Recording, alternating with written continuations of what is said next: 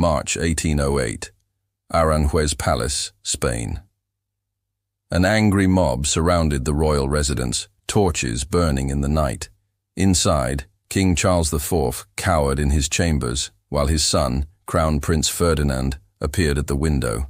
The crowd erupted in cheers. Their beloved prince, the victim of his parents' cruelty, had finally stood up to the corrupt king and his manipulative queen. Ferdinand raised his hands for silence, tears streaming down his face. He begged the people to respect his father, to show mercy, to remember that Charles IV was still their anointed king. The crowd loved him even more for his humility and filial devotion. It was a perfect performance. Every word, every tear, every gesture had been rehearsed, because Ferdinand had orchestrated the entire thing. For 3 years he had been writing secret letters to Spanish nobles, carefully building a network of supporters. He spread rumors about his mother's affair with Prime Minister Manuel Godoy. He whispered that his father was weak, that Spain was suffering under incompetent leadership. He presented himself as the solution, the young prince who would restore Spain's glory. The mutiny of Aranjuez wasn't a spontaneous uprising. It was a coup, carefully planned and executed by a 23-year-old who had spent his entire adult life learning to manipulate people. When the mob attacked Godoy's residence, Ferdinand pretended to be asleep. When they demanded his father's abdication, Ferdinand publicly refused while privately ensuring every noble knew exactly what he wanted. Charles IV, terrified and broken, signed the abdication papers on March 19th. Ferdinand embraced his weeping father, kissed his hand, and promised to honor him always. The former king looked into his son's eyes and saw nothing but cold calculation staring back. But wait, it gets worse. Historians later discovered Ferdinand's personal correspondence from years before the mutiny. Letters where he discussed removing his father by any means necessary. Documents showing he had been planning this betrayal since he was 20 years old. Notes where he listed which family members to eliminate once he took power. Ferdinand hadn't just betrayed his father. He had spent years building the perfect trap, waiting for the right moment to spring it. The young man who publicly wept about family loyalty had privately written that sentiment is a weakness kings cannot afford. Within days of his father's abdication, Ferdinand entered Madrid as Ferdinand VII, King of Spain. The crowds threw flowers. Women wept with joy. Church bells rang across the city. They called him El Deseado, the desired one. Finally, Spain had a king who would save them from chaos and corruption. They had no idea what was coming. Because while Ferdinand was celebrating his coronation, another man was watching from across the Pyrenees. Napoleon Bonaparte had his own plans for Spain, and they didn't include Ferdinand VII sitting on the throne for very long. The young king who had betrayed his father was about to learn what real betrayal felt like. And his response to that lesson would reveal just how far a man could fall when stripped of everything he thought made him powerful. What Ferdinand would do in captivity would shock even the emperor who imprisoned him. May 1808, Bayonne, France. Ferdinand VII crossed the Spanish border with confidence bordering on arrogance. Napoleon Bonaparte had invited him to discuss the future of Spain, and Ferdinand was certain he knew what that future held. An alliance. Perhaps a marriage to a French princess. Recognition as the legitimate king of Spain, backed by the most powerful military force in Europe. Ferdinand brought his finest clothes, his most trusted advisors, and his complete collection of royal jewels. He was going to impress the Emperor of France, to show Napoleon that Spain had a strong, capable monarch who deserved respect and support. Napoleon had different plans. The meeting lasted less than an hour. Napoleon didn't offer alliance or recognition. He offered a choice: abdicate voluntarily or be removed by force. Ferdinand, stunned, tried to negotiate. He offered compromises, suggested alternatives, reminded Napoleon of their friendship. Napoleon cut him off. There was no negotiation. There was no friendship. Ferdinand was a usurper who had betrayed his own father, and Napoleon had no interest in supporting a man who couldn't be trusted with his own family. The choice was simple: sign the abdication papers, or face the consequences. Ferdinand refused. He was the rightful king of Spain, chosen by the people, blessed by God. Napoleon couldn't simply take his throne. Napoleon could and did.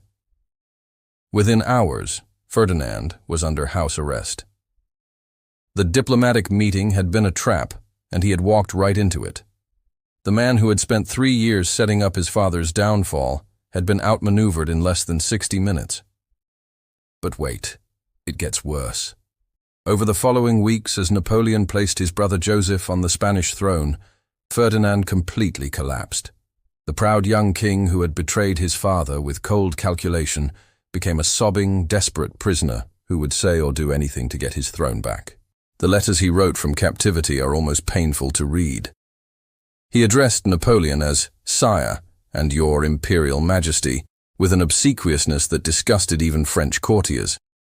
He begged Napoleon to reconsider, to give him another chance, to see that he could be useful. When begging didn't work, Ferdinand tried bargaining. He offered to marry Napoleon's niece.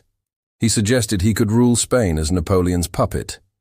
He promised to enforce whatever policies Napoleon wanted, to turn Spain into a French satellite state, to betray every principle and promise he had made to his people. Napoleon was genuinely shocked.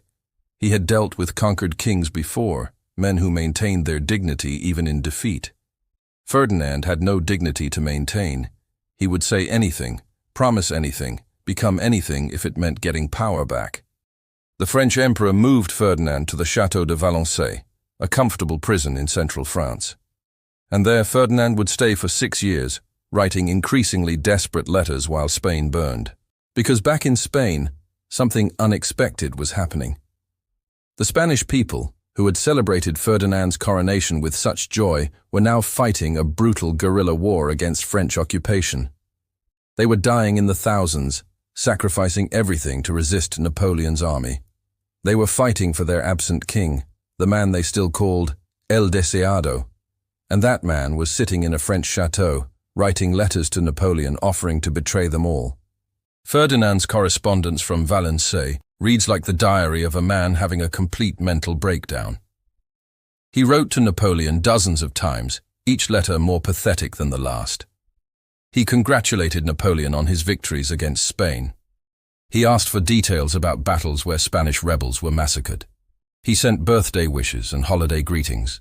He even offered to publicly denounce the Spanish resistance, to write proclamations telling his people to stop fighting and accept French rule. Napoleon refused, finding the suggestion too repulsive even for someone with his flexible morals. The most disturbing part was that Ferdinand seemed to have no concept of how any of this looked. He genuinely believed that if he could just find the right words, the right offer, the right level of submission, Napoleon would give him back his throne. He had no understanding that his behavior was making him look worse than if he had simply maintained silent dignity in captivity. By 1813, Napoleon's empire was collapsing. The disastrous Russian campaign, defeats across Europe, and the relentless Spanish resistance had turned the tide. Napoleon needed to cut his losses in Spain, and that meant making a deal with Ferdinand. In December 1813, Napoleon signed the Treaty of Valençay, releasing Ferdinand and recognizing him as King of Spain. Ferdinand, overjoyed, kissed the treaty document and promised eternal friendship with France. He crossed back into Spain in March 1814, returning after 6 years of captivity to a country that had bled and died fighting for him while he begged his captor for scraps of recognition. The Spanish people lined the roads to welcome him home. They had no idea what their beloved king had been doing in France. They still believed he was El Deseado, the righteous monarch who would restore Spain's glory. Ferdinand smiled and waved at the crowds. He blessed children. He made speeches about Spanish honor and resistance to tyranny. He promised a new era of justice and prosperity. And then he began his revenge. Because Ferdinand hadn't spent 6 years in captivity learning humility or developing sympathy for his suffering people. He had spent those years nurturing rage at everyone who had put him in that position. His father, Napoleon, the Spanish liberals who had written a constitution while he was gone, anyone who had wielded power while he was powerless. The king who had begged so pathetically in France was about to show Spain what real cruelty looked like. What he would do in the name of restoring absolute power would make his betrayal of his father look like a minor family squabble. The torture was just beginning, and this time, Ferdinand would be the one holding the instruments. October 1802. 12 years before Ferdinand's captivity, 6 years before he betrayed his father, he was getting married for the first time. The bride was Maria Antonia of Naples, his first cousin twice removed. She was 16 years old, carefully educated, reasonably attractive, and completely unprepared for what marriage to Ferdinand would mean. The wedding was everything a royal ceremony should be: elaborate costumes, hundreds of guests, celebrations throughout Madrid. Maria Antonia looked beautiful in her wedding gown, smiling nervously as she took her vows. Ferdinand looked proud and possessive, already seeing her not as a person, but as a vessel for the heir he desperately needed to secure his position. The wedding night followed traditional royal protocol, which meant it wasn't private at all. Court officials waited outside the bedchamber door, ready to verify that the marriage had been properly consummated. Servants prepared the room, making sure everything was arranged correctly. Witnesses would examine the sheets afterward, looking for the blood that proved the bride's virginity and the marriage's validity. Maria Antonia understood this was expected. She had been prepared by her mother and the court ladies, but understanding something intellectually doesn't make it less humiliating when it actually happens. She walked into that bedroom knowing that her most intimate moment would be listened to, discussed, and documented by strangers. Ferdinand didn't care about her comfort or fear. He cared about performance, about proving to everyone that he was virile and capable of producing heirs. The wedding night wasn't about two people beginning a life together. It was about Ferdinand demonstrating his masculinity to a waiting court. When morning came, the officials inspected the evidence and declared the marriage properly consummated. Maria Antonia had passed her first test. Now came the real nightmare: producing an heir. The pressure was relentless and public. Every month, court physicians examined Maria Antonia to check for signs of pregnancy. When she menstruated, it was noted in official records and discussed in court gossip. Her body wasn't her own anymore. It belonged to the state, to the dynasty, to Ferdinand's ambitions. Within months, she was pregnant.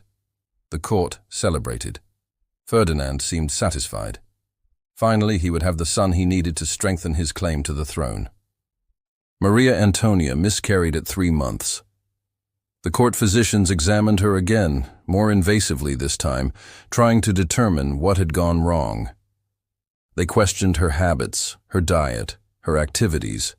They implied the miscarriage was somehow her fault, that she had failed in her primary duty. Ferdinand's reaction was cold. No comfort, no sympathy. Just expectation that she would get pregnant again immediately. Within weeks, he was back in her bed, treating her like a breeding animal that had failed to produce and needed to try again. But wait, it gets worse. Over the next 4 years, Maria Antonia went through a cycle of pregnancies, miscarriages, and increasingly invasive medical examinations. Each pregnancy was announced publicly.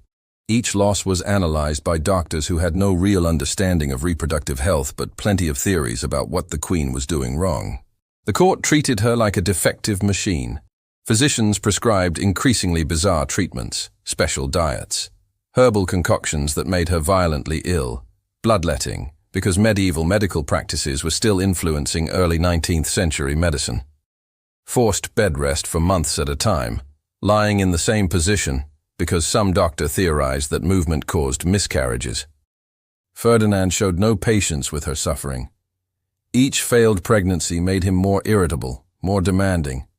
He complained to courtiers that she was weak, that her body was failing him.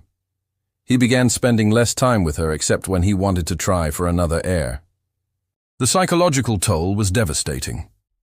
Maria Antonia went from a cheerful 16-year-old bride to a depressed, anxious woman who lived in constant fear of disappointing her husband and the entire Spanish court. She stopped eating properly, developed severe anxiety, and spent hours in the palace chapel praying for a successful pregnancy. In 1806, she finally carried a pregnancy to term. The labor was long and agonizing, lasting more than 24 hours. The baby, a girl, was stillborn. Maria Antonia hemorrhaged so severely that doctors thought she would die. She survived, but the damage to her body was catastrophic. The court barely mourned the dead baby. The focus was entirely on whether the Queen could try again. Ferdinand gave her 3 months to recover before resuming his efforts to get her pregnant. 3 months after nearly dying in childbirth, Maria Antonia was expected to go through it all again. She got pregnant twice more over the next year. Both pregnancies ended in early miscarriages. Her body, damaged by years of continuous pregnancies and the catastrophic stillbirth, was breaking down. Court physicians wrote detailed reports about her declining health, noting that she looked years older than her actual age, that she was frequently ill, that she seemed to have given up hope. Ferdinand's response was to blame her more openly. He made comments to courtiers about her weakness, her inability to fulfill her basic function as queen. He began looking at other women at court, making it clear that he was considering what he would do when Maria Antonia inevitably died. In May 1806, Maria Antonia of Naples died at age 20. The official cause was listed as illness, but the real cause was simpler. Ferdinand had worked her body to death trying to produce an heir. 4 years of continuous pregnancies, miscarriages, invasive medical procedures, and psychological torture had destroyed her. The court went through the proper mourning rituals. Ferdinand wore black and made appropriate statements about his beloved wife. Behind closed doors, he was already discussing his next marriage. He had learned nothing from Maria Antonia's death, except that he needed to find another wife quickly. 4 months after burying his first wife, Ferdinand remarried. The second bride was Maria Isabel of Portugal, his first cousin. She was 21 years old, healthy, and doomed to repeat Maria Antonia's nightmare. The wedding followed the same protocol. The same public consummation verification, the same immediate pressure to produce heirs. Maria Isabel, who had presumably heard what happened to Maria Antonia, walked into her marriage knowing exactly what fate probably awaited her. Ferdinand had turned marriage into a death sentence. The institution that was supposed to be about partnership and family had become a systematic process of destroying young women's bodies in pursuit of an heir. And he had 3 more wives ahead of him. 3 more chances to perfect his technique of turning pleasure into torture. What happened to those women would prove that Maria Antonia's suffering was just the beginning. Ferdinand was learning, refining his methods, becoming more efficient at breaking the women who were unlucky enough to become his queens. May 1814. Ferdinand VII returned to Madrid as a conquering hero, welcomed by crowds who still believed he was El Deseado. They expected him to embrace the liberal constitution that had been written during his absence, to work with the Cortes that had governed Spain through the war, to usher in a new era of enlightened monarchy. Instead, Ferdinand's first act was to declare the constitution null and void. His second act was to begin arresting everyone who had supported it. The restoration of absolute monarchy wasn't just a political decision. It was personal revenge against everyone who had wielded power while Ferdinand was powerless in France. He hadn't forgotten those 6 years of humiliation, and now he would make sure no one in Spain ever forgot who was king. Ferdinand created the Juntas de Fe, faith tribunals, which were essentially political police with religious justification. Their job was to hunt down liberals, constitutionalists, and anyone who had supported the government during Ferdinand's captivity. Thousands were arrested. Many were executed. Others disappeared into prisons and were never heard from again. But the real genius of Ferdinand's terror wasn't the obvious political repression. It was the subtle, psychological torture he inflicted on his own court. He transformed the royal palace into a place where pleasure itself became dangerous. Court life under Ferdinand looked normal on the surface. There were still balls, banquets, musical performances, all the entertainment expected at a royal court. But Ferdinand had turned these social occasions into traps, surveillance operations disguised as parties. Every conversation was monitored. Ferdinand planted servants throughout the palace whose job was to eavesdrop and report anything suspicious. But suspicious could mean almost anything. Laughing too loudly at the wrong moment. Seeming too friendly with someone who had supported the constitution. Making a casual comment that could be interpreted as criticism of the king. Nobles at court learned to measure every word, to control every facial expression, to treat every social interaction as a potential interrogation. What should have been relaxing entertainment became exhausting performance, where one wrong move could mean arrest or worse. But wait, it gets worse. Ferdinand didn't just spy on his courtiers. He deliberately set them against each other. He would tell one noble that another was speaking ill of them, creating conflicts and suspicions. He encouraged courtiers to inform on each other, rewarding those who brought him useful intelligence about their supposed friends. The palace became a maze of paranoia where nobody could trust anyone. Friends informed on friends. Family members reported family members. Every act of kindness could be a trap. Every confidence shared might be repeated to the king. Ferdinand personally reviewed reports from his spies every day. He kept lists of who said what, who seemed too happy, who wasn't showing sufficient enthusiasm for his rule. These weren't formal investigations. They were the musings of a man who found pleasure in knowing everyone around him lived in fear. The most disturbing aspect was how Ferdinand combined this atmosphere of terror with forced gaiety. He would host elaborate banquets where attendance was mandatory, where nobles had to smile and laugh and pretend everything was wonderful, while knowing that any of them could be arrested before the night was over. Musicians played, dancers performed, food was served in abundance, and Ferdinand would sit at the head of the table, watching everyone with cold calculation, occasionally making comments designed to see how people reacted. A joke about liberals that wasn't quite a joke. A casual question about someone's whereabouts during the war. A compliment that felt like a threat. Nobles learned to read Ferdinand's moods like their lives depended on it, because they did. If he seemed pleased, people relaxed slightly. If he seemed irritable, everyone tensed up, wondering who would bear the brunt of his displeasure. The entire court operated on constant alert, trying to anticipate and avoid his anger. Ferdinand also used food as a weapon of control. He would insist that everyone eat what he served, drink what he poured, participate fully in his banquets. Refusing or showing reluctance could be interpreted as criticism of his hospitality, which could lead to accusations of disloyalty. Some historians believe Ferdinand occasionally had food at these banquets deliberately contaminated with mild poisons or substances that caused temporary illness. Not enough to seriously harm anyone, but enough to make them sick and afraid. Enough to remind them that he controlled everything, even what went into their bodies. The palace servants lived in similar fear. Ferdinand demanded perfect service, but defined perfect so arbitrarily that it was impossible to consistently achieve. A servant who displeased him might be dismissed, or publicly humiliated, or arrested on fabricated charges. There was no way to predict his reactions. He kept servants working constantly on meaningless tasks, requiring them to maintain impossibly high standards of cleanliness and order. Palace staff spent hours arranging objects that Ferdinand would deliberately disarrange just to watch them scramble to fix it. The cruelty was the point. Ferdinand also instituted random room searches throughout the palace. Without warning, guards would enter nobles' apartments and search everything, ostensibly looking for seditious materials. These searches served no real security purpose. They were designed to remind everyone that they had no privacy, no safety, no space that was truly their own. The psychological impact was devastating.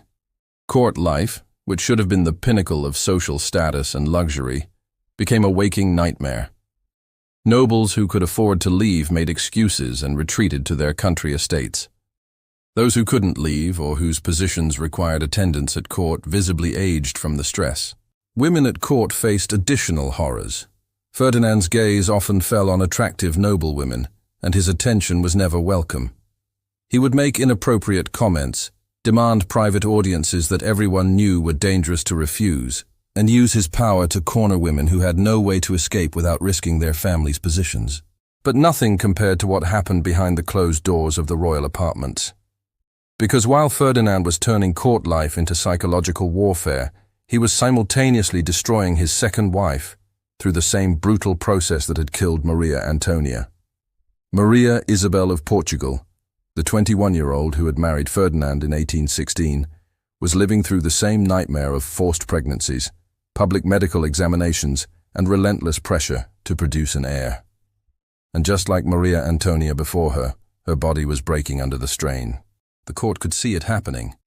Maria Isabel grew thinner, paler, more withdrawn. She spent less time at public functions, claiming illness. The palace physicians attended her constantly, their presence a reminder that the Queen's body was failing to do what Ferdinand demanded of it. Ferdinand showed no more sympathy to his second wife than he had to his first. When Maria Isabel was too ill to attend court functions, he complained publicly about her weakness. When pregnancies ended in miscarriage, he made comments about her inadequacy. When she finally gave birth to a stillborn child in 1818, he gave her minimal time to recover before resuming his efforts to get her pregnant again. The combination of public terror at court and private torture in the royal apartments created an atmosphere of complete despair. The palace that should have been the center of Spanish culture and refinement had become a house of horrors where pleasure was dangerous, trust was impossible, and the king's will was absolute. And Ferdinand was just getting started. What he would do to his third wife would prove that he was learning from each marriage, refining his methods, becoming more efficient at turning love into a weapon and marriage into a slow execution. December 1818, Maria Isabel of Portugal died at age 21, exactly 2 years after marrying Ferdinand. The official cause of death was listed as complications from childbirth, but everyone at court knew the real story. Ferdinand had killed his second wife the same way he killed his first, through relentless pregnancies, medical torture, and complete disregard for her physical or mental health. The court went through mourning rituals that felt increasingly hollow. Black clothing, solemn masses, official statements about the beloved queen. But behind the formal grief, everyone was already whispering about who Ferdinand would marry next. Because there was never any question that he would remarry. He still needed an heir, and he would keep trying until he got one, no matter how many wives it took. 3 months after burying Maria Isabel, Ferdinand announced his engagement to Maria Josefa Amalia of Saxony.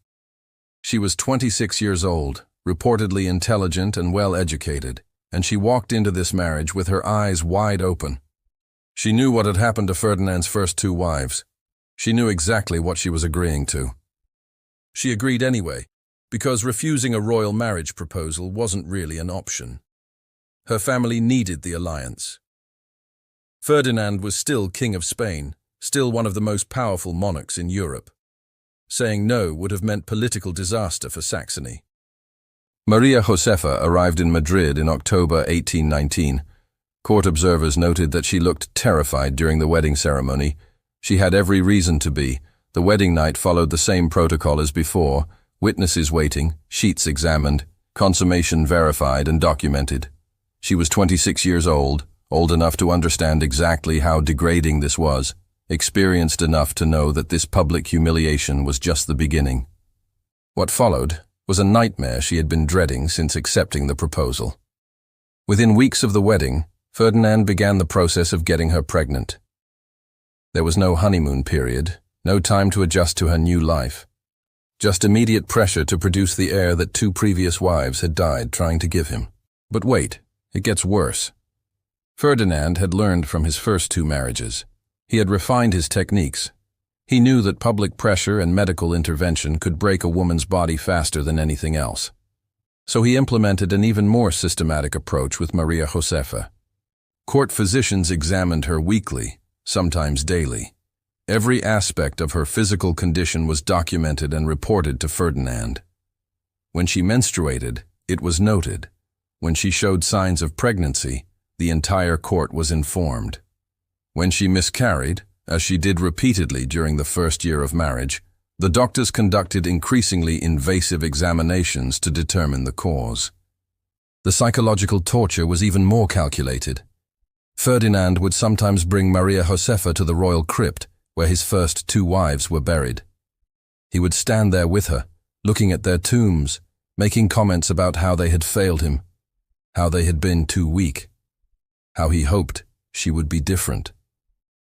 Imagine standing in front of the graves of 2 women who died doing exactly what you're now being forced to do, while your husband tells you that you need to succeed where they failed. The message was clear: produce an heir or end up in the next tomb. Maria Josefa tried everything. She followed every medical recommendation, no matter how painful or humiliating. She prayed constantly. She consulted with physicians from across Europe, desperate to find some way to carry a pregnancy to term. Nothing worked. By 1825, after 6 years of marriage, Maria Josefa's health was visibly failing. She had gone through multiple pregnancies and miscarriages. The constant medical interventions had damaged her body. The psychological stress of living under Ferdinand's expectations while knowing what had happened to her predecessors had broken something fundamental in her. Court observers noted that she looked decades older than her actual age. She moved slowly, painfully. She spoke rarely. She spent most of her time in the palace chapel or in her apartments, avoiding Ferdinand as much as possible.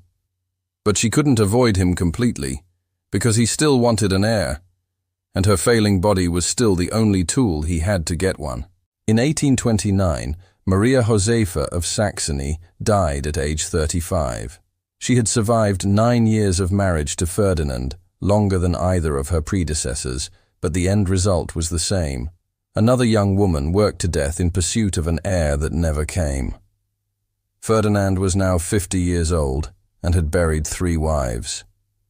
Any normal person would have recognized a pattern, would have questioned whether maybe the problem wasn't the wives, would have shown some reflection, some remorse, some understanding that 3 dead women might indicate something was wrong with the system. Ferdinand showed nothing of the sort. Within 3 months of Maria Josefa's death, he was already negotiating his 4th marriage. This time, the bride was Maria Cristina of Naples. She was 23 years old, which made her younger than all 3 of Ferdinand's dead wives had been when they married him. She was also his niece, the daughter of his sister. The genetic implications of marrying his brother's daughter apparently didn't concern Ferdinand at all. What should have concerned everyone was the pattern. 3 wives, 3 deaths, all from the same cause. Ferdinand's obsessive need for an heir combined with his complete disregard for the women he married. Maria Cristina was walking into a proven death trap. But there was something different about Maria Cristina. She was tougher than her predecessors, more calculating, more willing to play the political game. She had watched what happened to the first 3 wives, and she had no intention of ending up in the royal crypt with them. The wedding took place in December 1829.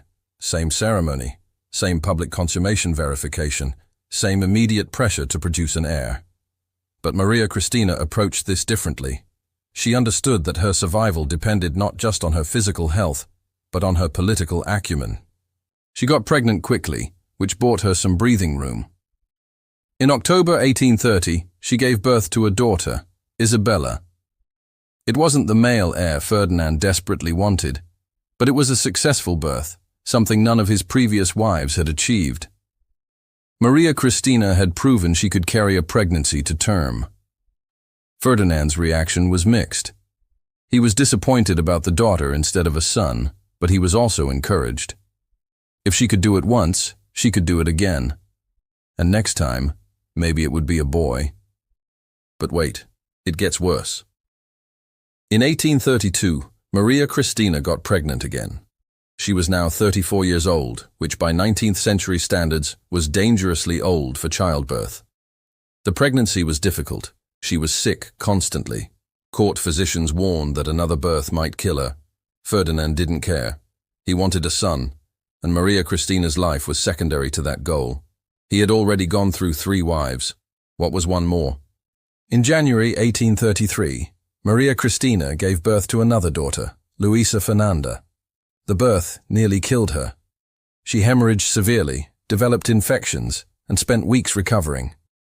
Court physicians privately told her that another pregnancy would almost certainly be fatal. Ferdinand, meanwhile, was becoming increasingly desperate. He was 50 years old, in failing health himself, and still had no male heir. 4 marriages, 5 pregnancies that reached term, 5 daughters or stillborn children, no sons. In March 1833, just 2 months after Luisa Fernanda's birth, Ferdinand had Maria Cristina brought to his chambers. He wanted to try again. Never mind that she had nearly died 2 months earlier. Never mind that doctors said another pregnancy would kill her. He needed a son, and she was going to give him one. But by this point, Ferdinand's own body was betraying him. The man who had spent 30 years destroying women's bodies in pursuit of an heir was discovering that his own body was falling apart. And what happened to him in his final months would prove that sometimes karma has a sense of irony so perfect it almost seems planned. The king who had turned pleasure into torture for everyone around him was about to experience torture of a very different kind. And unlike his wives, who died relatively quickly, Ferdinand's suffering would be prolonged, public, and absolutely grotesque. Early 1833. Ferdinand VII was 48 years old and dying, though it would take him months to actually finish the process. His body, which he had used as a weapon against 4 wives, was now turning against him in ways that seemed almost deliberately designed to maximize his suffering. It started with gout, a painful inflammatory condition caused by uric acid crystals forming in the joints. For most people, gout is manageable with proper treatment. For Ferdinand, it became a spreading disaster that consumed his entire body. The gout began in his feet, which is typical. What wasn't typical was how rapidly it spread and how severely it manifested. Within weeks, both feet were so swollen and inflamed that he couldn't walk. The pain was constant and excruciating. Court physicians tried every treatment available, special diets, herbal remedies, bloodletting. Nothing helped. But wait, it gets worse. The inflammation spread to his legs, his hands, his entire body. Uric acid crystals formed visible deposits under his skin, creating grotesque lumps that oozed fluid when they burst. His joints became so inflamed that even the lightest touch caused screaming pain. Ferdinand, who had spent decades controlling and manipulating everyone around him, suddenly had no control over his own body. He couldn't walk. He couldn't feed himself. He couldn't perform even the most basic functions without assistance. The man who had demanded absolute power over everyone else was now completely dependent on servants he had terrorized for years. The servants, to their credit, continued to care for him. But everyone at court could see the irony. Ferdinand had built his rule on fear and control, and now he was helpless, at the mercy of the very people he had spent years frightening and humiliating. The smell came next. As the gout worsened, some of the deposits on Ferdinand's skin became infected. Open sores developed, particularly on his feet and legs. These wounds didn't heal. They festered, becoming necrotic ulcers that smelled of rotting flesh. Court physicians tried to treat the infections, but 19th century medicine had no antibiotics, no real understanding of bacterial infection. The best they could do was clean the wounds and apply poultices that did nothing to stop the spread of necrosis. The stench became overwhelming. Servants who entered Ferdinand's chambers would gag from the smell of rotting flesh. Court officials who had to meet with the king learned to breathe through their mouths and keep their visits as brief as possible. The man who had once controlled elaborate court ceremonies now presided over meetings while his body literally decomposed around him. Ferdinand refused to allow amputation. His physicians suggested it multiple times as the necrosis spread up his legs.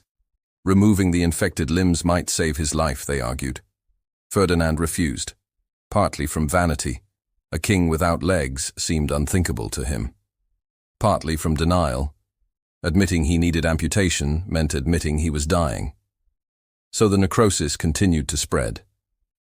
His feet turned black. The infection crept up his legs. The smell got worse. And Ferdinand remained in his bed, rotting alive, still trying to maintain the fiction that he was in control. By summer 1833, Ferdinand's condition had deteriorated to the point where he could barely speak. The pain was so intense that he spent most of his time in a semi-conscious state, drugged with laudanum. When he was lucid, he raved about conspiracies, about enemies trying to steal his throne, about the son he never had. Court physicians wrote detailed reports about his condition, and these documents make for genuinely disturbing reading. They described his body as showing signs of active decay while still living. His skin had taken on a grayish color. The necrotic areas were spreading beyond his legs. His breath smelled of rot. His eyes had a glazed, distant look. But wait, it gets worse. As the infection spread internally, Ferdinand began experiencing organ failure. His kidneys stopped functioning properly, causing his body to swell with retained fluid. His heart struggled to pump blood through his diseased system. His lungs filled with fluid, making each breath a struggle. The court could hear him from outside his chambers, gasping, choking sounds, moans of pain that lasted for hours, the occasional scream when someone had to move him or treat his wounds. The king who had once terrified everyone with his power was now terrifying them with the sounds of his slow death.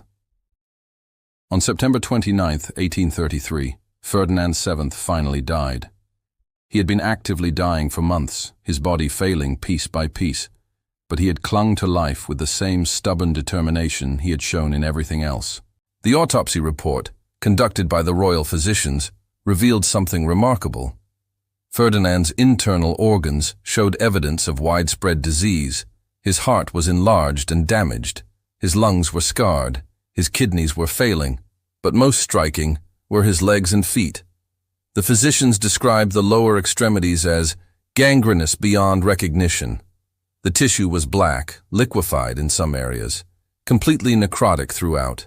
The infection had spread so far up his legs that it had reached his torso. His body had essentially been rotting from the feet up while he was still alive. The report noted something else. Evidence of extensive damage to his reproductive organs, likely from venereal disease contracted decades earlier. The same organs he had used to torture 4 wives into early graves had been diseased all along. The irony was almost too perfect. Ferdinand's body was prepared for burial, which proved challenging given the state of decay. Extra embalming procedures were necessary. The corpse was wrapped in multiple layers of material to contain the smell. Even sealed in the royal crypt, visitors reported that an unpleasant odor lingered around his tomb for years. The man who had turned pleasure into torture, who had destroyed 4 wives in pursuit of an heir he never got, who had ruled through fear and control, ended his life as a rotting, helpless invalid, whose body betrayed him in the most grotesque way possible. Spain mourned officially.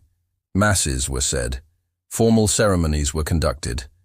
But privately, many felt a sense of relief.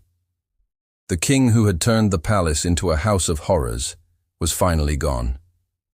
Maria Cristina, the 4th wife who had somehow survived, became regent for their daughter Isabella. She had outlasted Ferdinand through a combination of luck, political skill, and the simple fact that he had died before he could kill her too. The 3 wives buried before her remained in the royal crypt, silent testimony to what Ferdinand had done to them. Maria Antonia, dead at 20. Maria Isabel, dead at 21. Maria Josefa, dead at 35. All destroyed by a man who saw marriage as a tool and women as disposable, means to an end. Ferdinand VII's legacy wasn't the absolute monarchy he tried to restore. It wasn't the political repression or the failed attempts to turn back history. His real legacy was written in the bodies of the women he destroyed and in the grotesque manner of his own death. There's a brutal poetry in how it ended. The man who had spent decades torturing others through institutions designed for pleasure, marriage, court life, social gatherings, died slowly, painfully, publicly, his body falling apart while everyone watched. He had turned love into a weapon, and in the end, his own flesh became a weapon against him. Ferdinand VII proved something that absolute monarchs often learn too late. Power can't protect you from your own body's betrayal. You can control armies, manipulate courts, destroy lives, and rule through fear. But eventually, biology catches up. And when it does, all that power means nothing. The king who turned pleasure into torture died experiencing a torture so complete, so prolonged, and so grotesque that it seemed almost tailored to match the suffering he had inflicted. 4 dead wives, decades of terror. And in the end, a body that decomposed while he was still alive to feel every moment of it. That's not justice exactly. Justice would have saved those 4 women. Justice would have stopped Ferdinand decades earlier. But there's a certain grim satisfaction in knowing that the man who showed no mercy received none himself, not even from his own failing flesh. Spain moved on. The dynasty continued through Isabella II, Maria Christina's daughter. The palace eventually stopped smelling of death and fear. Life returned to something resembling normalcy.